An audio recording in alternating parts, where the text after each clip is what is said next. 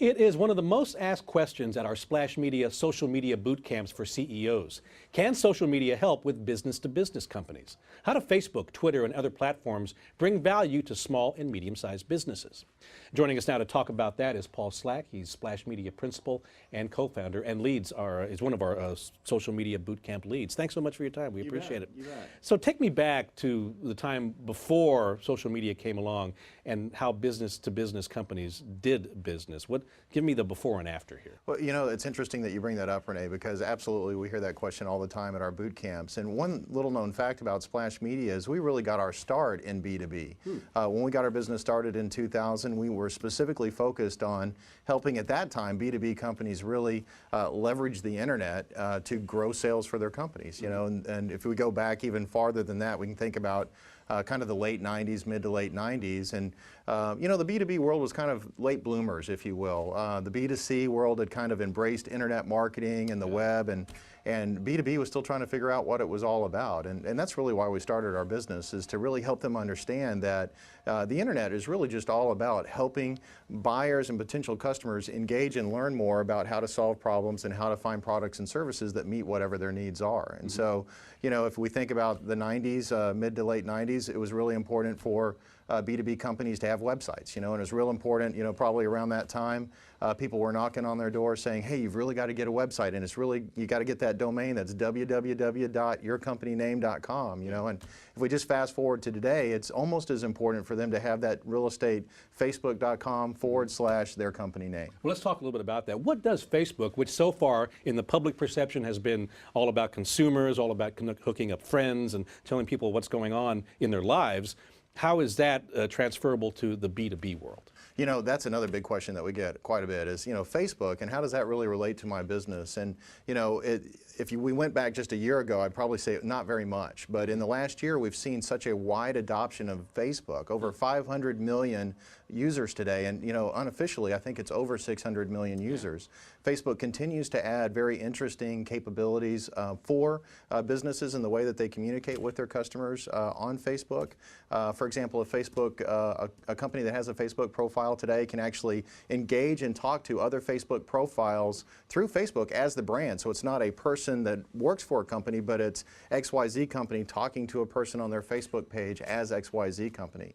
And so what we're seeing is that Facebook is absolutely becoming what I call a broadcast site, a site where there's where your target audience is, where you need to engage with them, ultimately not to keep them there on Facebook as much, but to draw them into your environment where you can give them more information as they're in research mode, really trying to figure out how to solve this problem or what your options or features might be available to them. And what about Twitter? I mean, if you're thinking about, you know, the strength of social media being real-time communications, and Twitter in these short bursts I think would play into that if you're wanting to, you know, get the latest information to vendors, distributors. Do you see that as well? Absolutely. You know, one of the things that I think is the lowest hanging fruit for a B2B company when it comes to Twitter is a broadcast medium where I have information, I have followers, I want to share that information with them. It is a snippet of information. I ultimately want to get them to go back to my environment. And I think I see B2B companies embracing that more and more every day, which is good.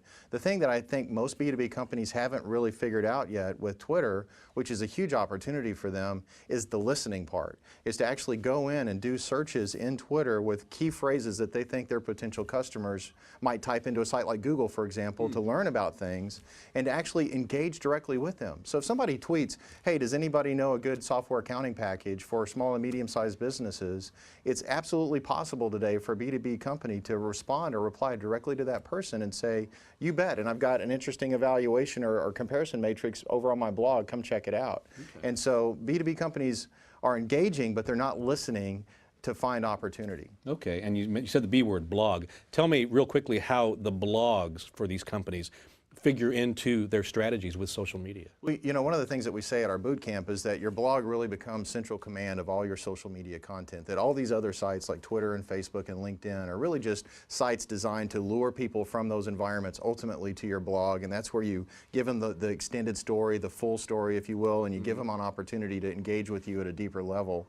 That is certainly true for B2B. In fact, I would say more so than even B2C, because if you think about a B2B buyer, it's not somebody making a quick decision. It's somebody wanting to change their software accounting package or needing to bring in a new insurance policy or whatever the case may be. And so they're out there researching, very early cycle, maybe 6 months before they actually make a decision. And so they need information. They're out there researching. Those early cycle future buyers, I call them, are going to want to go to your blog where you've got relevant, pertinent information, but they might start on Twitter and they might start on Facebook wanting to get information from their peers. Yeah. That's why you need to be there, but ultimately you want to get them to your blog because that's where you're going to get them to take the next step. Okay, it's all about communication and it's all about, just the content, making sure that it's available out there for the B2Bs. Paul Slack, principal and co-founder of Splash Media, thanks so much for your time. We appreciate it. You bet, you bet.